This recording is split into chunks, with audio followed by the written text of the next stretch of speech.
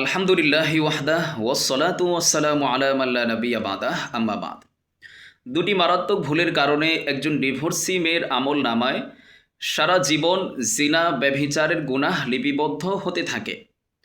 এক নম্বর ভুল হচ্ছে মেয়ে কর্তৃক ডিভোর্স বা তালাক। দু নম্বর ভুল হচ্ছে ইদ্যত পালন না করেই মেয়েটির অন্য জায়গায় বিবাহ হয়ে যাওয়া।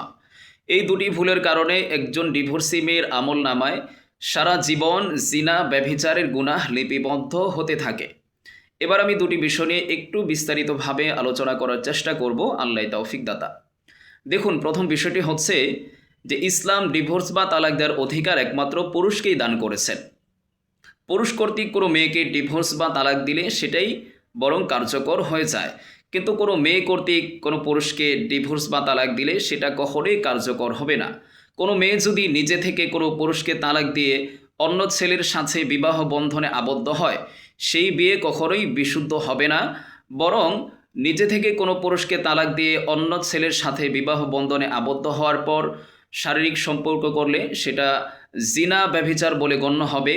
কোনো সন্তান হলে সেই সন্তানটি জারজ সন্তান বলে গণ্য হবে। এজন্য ইসলাম তালাক বা ডিভোর্স দেওয়ার অধিকার একমাত্র পুরুষকেই দান করেছেন, মেয়েকে দান করেননি। হ্যাঁ, মেয়ে দুটি কারণে মেয়ের পক্ষ থেকে ডিভোর্স বা তালাক দেওয়ার অপশন রয়েছে, অবকাশ রয়েছে। এক নম্বর হচ্ছে যদি বিবাহের কাবিননামায় 18 বা 19 নং ধারাতে মেয়ে কর্তৃক ছেলেকে ডিভোর্স দেয়া সম্বলিত একটি অপশন থাকে, সেই অপশনে যদি ছেলে মেয়েকে নিজের উপর তালাক গ্রহণ করার অধিকার দিয়ে থাকেন, সেখানে যদি ছেলে অধিকার দিয়ে থাকেন, তাহলে কেবল এক্ষেত্রেই মেয়ে শর্ত সাপেক্ষে নিজের উপর তালাক গ্রহণ করতে পারবে। আর যদি ছেলে কাবিননামার 18 বা 19 নং ধারায় মেয়েকে এই অধিকার না দিয়ে থাকেন, তাহলে এক্ষেত্রে কিন্তু মেয়ে নিজে থেকে নিজের উপর তালাক গ্রহণ করতে পারবেন না। যদি গ্রহণ করে থাকেন তাহলে এটা কখনোই কার্যকর হবে না।